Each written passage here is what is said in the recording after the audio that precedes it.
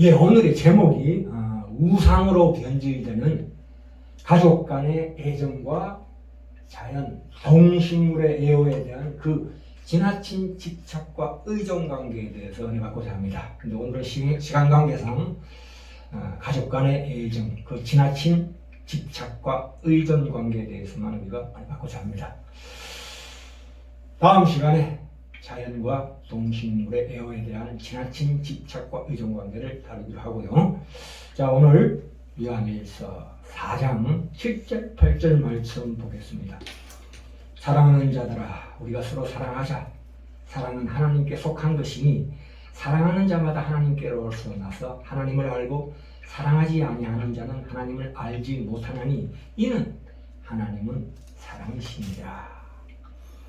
이 말씀의 뜻은 사랑은 하나님께 속한 것이다, 이런 뜻입니다. 사랑은 하나님께로부터 말미암으며 하나님께로부터 흘러나온다.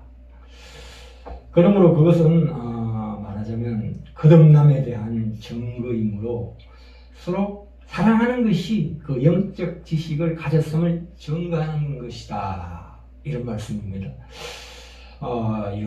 고린도전서 13장 11절부터 13절에서 내가 어릴 때는 말하는 것이 어린아이와 같고 깨닫는 것이 어린아이와 같고 마치 꿀이 거울로 보는 것처럼 부분적으로 알지만 그때에는 장성한 사람이 되어 얼굴과 얼굴을 대하여 볼 것이라. 믿음, 소망, 사랑 중 제일은 사랑이니라, 이렇게 말씀하십니다. 그러니까 우리가 마음에 들지 않는 사람에게일지라도 하나님의 눈으로 서로를 바라보라는 귀한 말씀입니다. 실상 우리는 무력한 존재로 이 세상에 태어납니다. 이 아기의 입장에서는 그 안전하고 편안한 자궁 속에서 전혀 다른 세상으로 내던져집니다.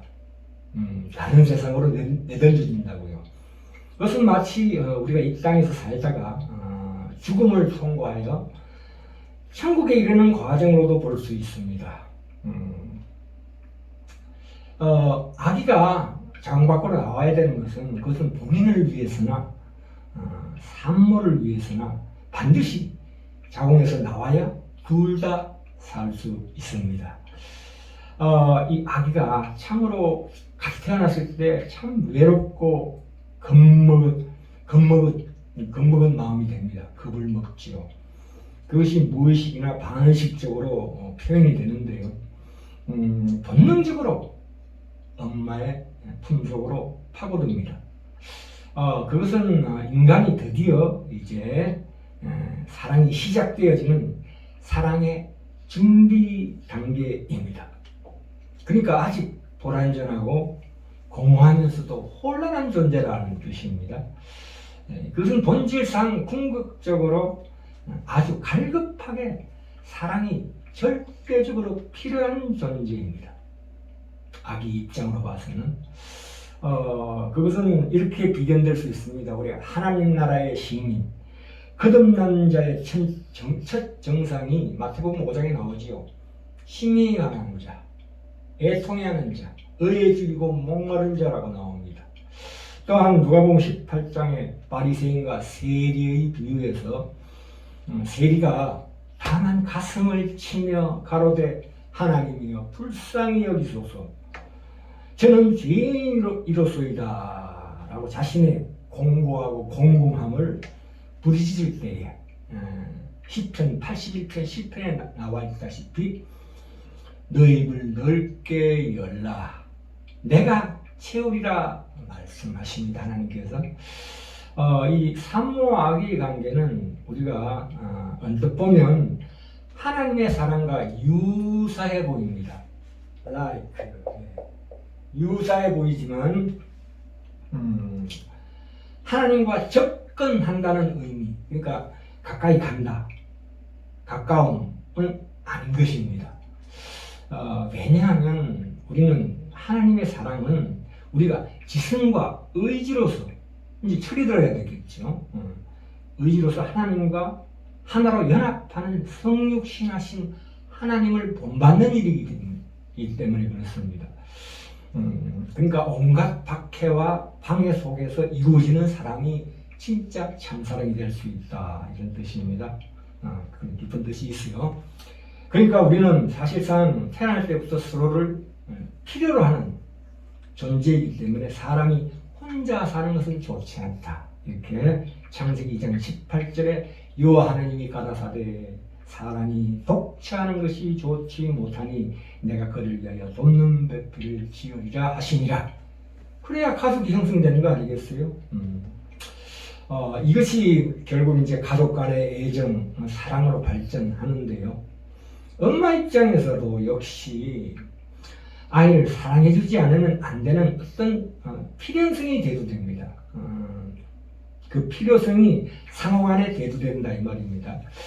아기에게 젖을 물리지 않으면 자신도 고통받으니까, 심적으로든 육체적으로든 그 본능적인 끌림이 있다는 것입니다.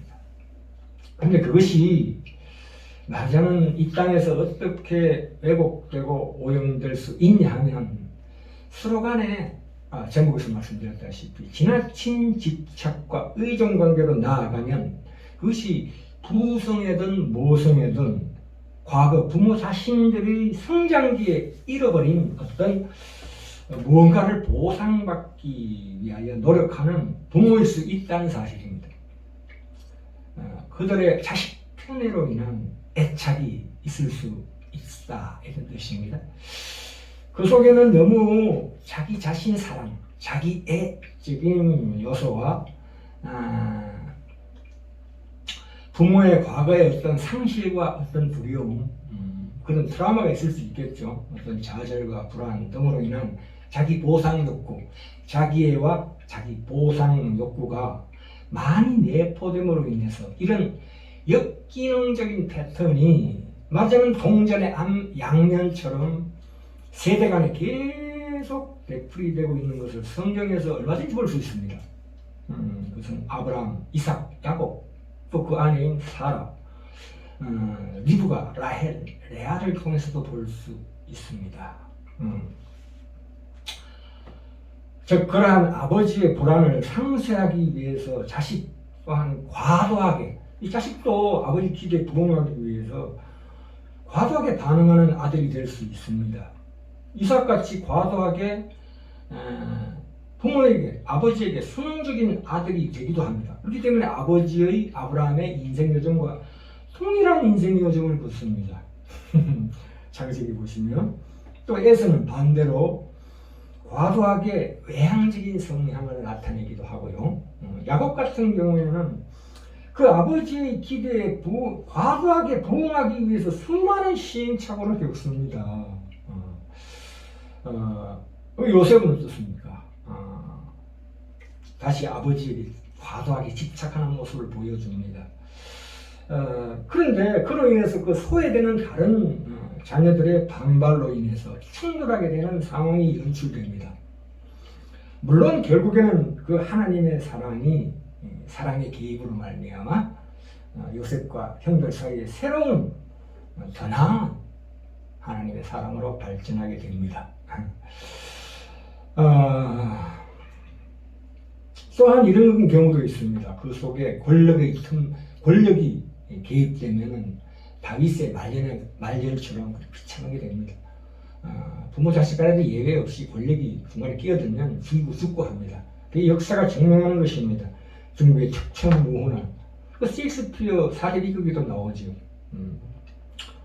리오 왕의 세 딸, 오셀로의 아내를 죽이잖아요. 자, 이 하나님은 사랑이시다 분명히 여기 요한일서 4장 7절 8절에서 짚고 넘어갑니다. 이 하나님은 사랑이시다는 말씀 속에 있는 사랑이라는 것은 사람의 어떤 영적 상태는, 영적 건강은 그가 하나님을 사랑하는 정도에 정비례한다, 이런 뜻입니다. 이 우리가 건물을 지을 때도 최하층이 없으면 최상층이 쓸 수가 없습니다. 하나님께서 왜 우리에게 부모 자식 관계를 허락하시고 여러 가지 사랑의 관계를 허락하셨냐 하면 부모 자식 간의 사랑, 애정이 하나님의 사랑으로 연결될 수밖에 없는 필연성이 있기 때문에 그렇습니다.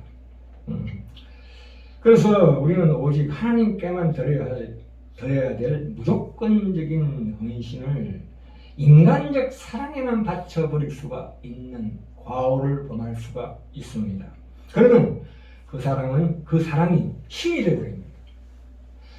God is love가 아니라 love is God이 되어버린다고요. 그러면 그것은 바로 악마가 되죠.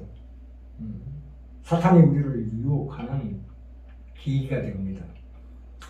그러면 그것은 우리를 파멸시킬 것입니다. 왜냐하면 신의 자리를 허용받은 인간적 사랑은 그 자체로는 절대로 그냥 남아있을 수가 없기 때문입니다. 반드시 부패하게 됩니다. 우리가 세상적으로 그런 사랑을, 인간적인 사랑, 그런 사랑을 여전히 사랑이라고 부릴지는 몰라도 실제로는 복잡한 형태의 우리 인간의 타락의 그 DNA로 말미암아 그 속에 정으로 변화되게 될 것입니다. 극단적인 자기 애적인 죄성이 발현되고 말 것입니다. 그렇기 때문에 이 요한일서 4장 7절 8절에서 하나님은 사랑이시다. 그러니까 가족 간의 지나친 집착과 의존관계로 말미암아 그것이 바로 하나님을 대적하는 우상으로 발전될 수 있다는 하나님의 경계 말씀입니다. 12절을 보시면 어느 때나 하나님을 본 사람이 없으되 만일 우리가 서로 사랑하면 하나님 우리 안에 거하시고 그의 사랑이 우리 안에 온전히 이루느니라. 여기까지 가야 돼요. 계속 쭉 나아가야 합니다. 왜냐하면 그의 성령을 우리에게 주심으로 우리가 그 안에 거하고 그가 우리 안에 거하시는 줄을 아느니라. 항상 하나님의 마음으로 우리 상대방을 바라보고 또 나아가 하나님께 더욱더 의지와 지성으로 하나님께 나아가야 비로소 17절의 본도와 같이 이로써 사랑이 우리에게 온전히 이룬 것은 우리로 심판날의 담대함을 가지게 하려 함이니 주의 어떠하심과 같이 우리도 세상에서 그러하니라. 그리고 마지막으로 이런 말씀이 있죠. 너무나 좋아하는 말씀입니다. 제가 사랑 안에 두려움이 없고 온전한 사랑이 두려움을 내어 쫓나니 두려움에는 형벌이 있습니다. 두려워하는 자는 사랑에서 온전히 이루지 못하였느니라. 물론 두려움이 왜 없을 수 없겠습니까? 하나님을 경외하는 두려움은 반드시 있어야 합니다. 그 가운데서 하나님을 쫓아 사는 우리 귀한 성도님들 되시기를 간절히 축원합니다.